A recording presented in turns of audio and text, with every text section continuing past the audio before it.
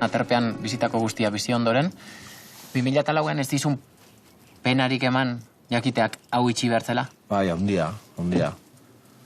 Bai, baina ulertu noen, ere? Bai, gero etorri zen momentu txarragoak, oraindikan askoz txarragoak. Pues, claro, itxi, bai. Baina gero pensatzen ginen, bueno, pues igual norbaitek hartuko du, o ez dakit, evoluzio bat, ez? Baina gero, evoluzio hori ikusten ez duzunean, eta ruina batean bihurtzen ikusten duzunean, hori bai dala gogorra, hori bai. Zen mendizale batentzat zer suposatzen du horrelako leku bat erortzen usteak? Desastre bat. Desastre hutsa. Osea, sozialki eta pertsonalki men bizi garenentzako ere bai, ere bai.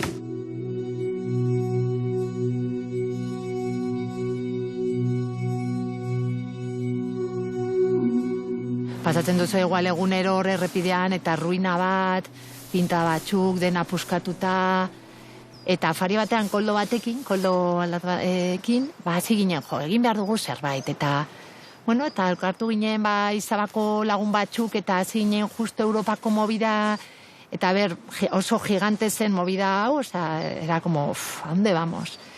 Baina, bueno... Europari diru askatzen. Bai, poktefa bat zen. Zergatik zen garrantzitsua zuentzat berriz ere aterpea zabalik ikustea? Nire bizitza pasatu zen ona denbora pila, baina ere ruina bat ikusteko mendian, ni nahiago du dinamita eta jerbin bat. Badago beste militarren aterpean ruina bat, gero egotzen zara beste ruina bat.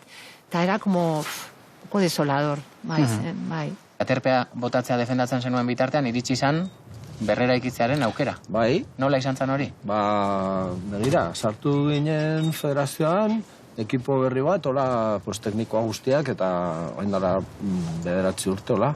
Eta, hor, hasi zen ideia sortzen. Eta nire lagun batek proposatu zuen, Itxin Izmendi, eta, bueno, oso ideia ona iruditu zitzaigun, baina, claro, dirua, nun.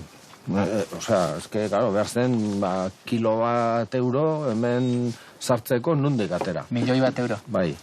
Eta ordan hori, heldu zen momentu bat, norbaitek esan zula, badago, Poktefa proiektu transfronterizoak eta hori, eta, bueno, pentsatu ino, informazioa jasoko dugu, eta posible bada, aurkeztuko gara hortan.